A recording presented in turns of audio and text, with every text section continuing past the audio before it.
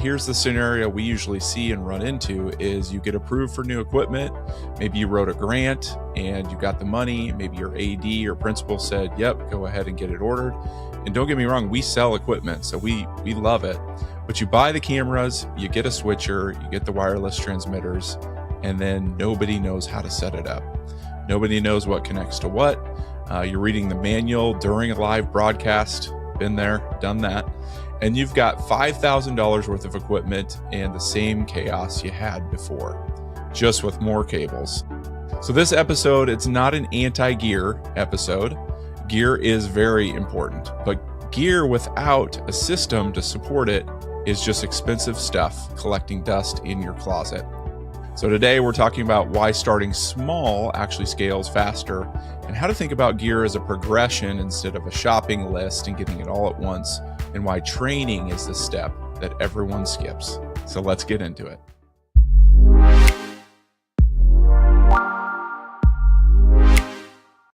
All right, episode 6, we're closing out what we call the systems arc, which is roles, accountability, and now we're talking about gear. And Hoosier, I know you actually went to our community, Future Ready Educators. If you're not in there, please join. And you asked a question, right? You ran a poll asking teachers what the single piece of gear that made the biggest difference in your broadcast. And I'd love for you to share the results with everyone as we get started in this episode. Yeah, well, one of the best things is we kind of plan these episodes out in advance, and so I thought, hey, you know what? We've got an active community of teachers, and I was like, let's just go ask them. And so able to do some polling before instead of after. And yeah, I think the biggest thing that they said was that crew communication systems were the biggest unlock for their program. Quite frankly, it makes a lot of sense. To be able to communicate with everyone on your team, I mean, it's the biggest. It's one of the 4 C's.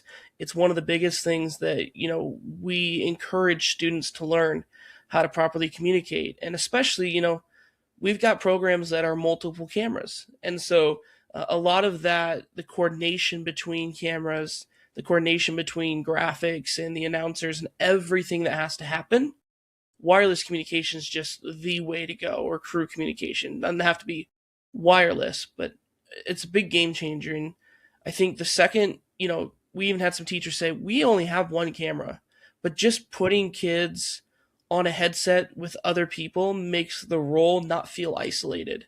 You're actually part of a team. It's kind of like, when you huddle up in football, instead of just being one of 11, you are in the group of 11. You're all talking to each other. And then you go out and you execute your role. And that's kind of what we're doing with, the crew communication. We are talking together and we're executing on our roles. I think it makes the game not that the game goes slow, but makes it go fast, and it keeps the students engaged in their role.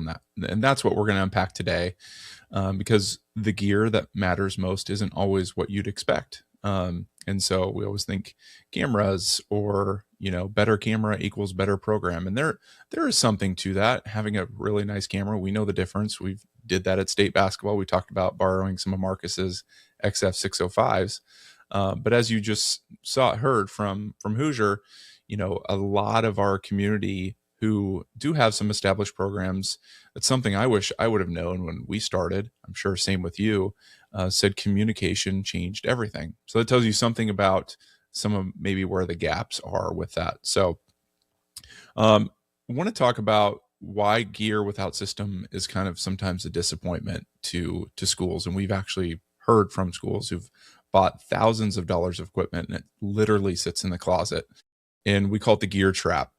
The teacher thinks if we just have better cameras, or, we have a better computer, or whatever that thing is that they think is going to improve their program, the broadcast will be better. An admin thinks, well, we invested in all of this equipment, we spent all this money, so the program should improve. But both are wrong, because without a system underneath, it's going to fail. The equipment literally will be sitting in your closet. Gear amplifies what you already have. And if you have a system, you have roles, checklists, accountability, training, gear makes it better. And if you have chaos, gear makes the chaos more expensive. So you got to knock some of those things out before you start to think about, oh, we should be adding this, this, and this.